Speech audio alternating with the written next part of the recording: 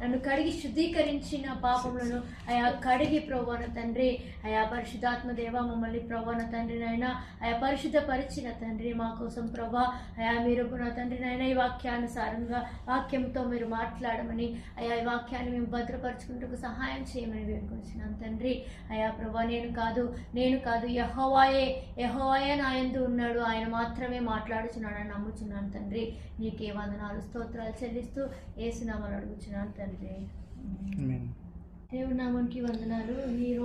ఈ దినాన్ని దేవుడు మనకి ఇచ్చినందుకు ఎంతో సంతోషిస్తున్నాను. అయితే ఈ దినంన నేను ఇంట్లో ప్రార్థన ఎక్కడికి వెళ్దామని అనుకున్నాం, కానీ ఎక్కడికి కుదరక ఇంట్లోనే ప్రార్థన మేము ఆల్రెడీ దేవుని సన్నిధిని ఇంట్లో మేమందరం కలిసి ఆనందించాలని నిర్ణయించుకున్నప్పుడు దేవుడు నేనేం మాట్లాడాలి, ఏ వాక్యం మాట్లాడాలని నేను ఆలోచిస్తున్నాను.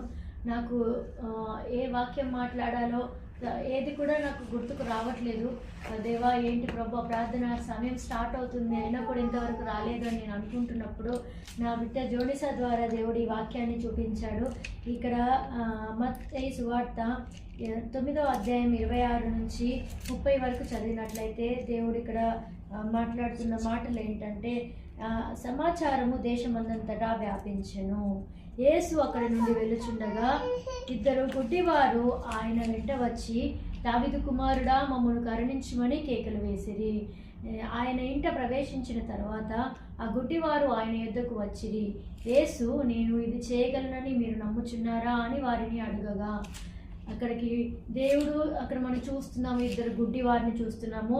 ఆయన వెంట వచ్చి ఏమంటున్నారంటే, దావీదు కుమారుడా నన్ను కనికరింపుము అని కేకలు వేస్తున్నారు. ఒక పాట కూడా ఉంటుంది, దావీదు కుమారుడా నన్ను దాటిపోకయ్యా, నజరేయువాడా నన్ను విడచిపోకయ్యా, నీవు తప్ప నాకి లోకంలో ఎవరున్నారయ్యా, నీకు తప్ప నాలో ఎవరికి చుతే లేదయ్యా.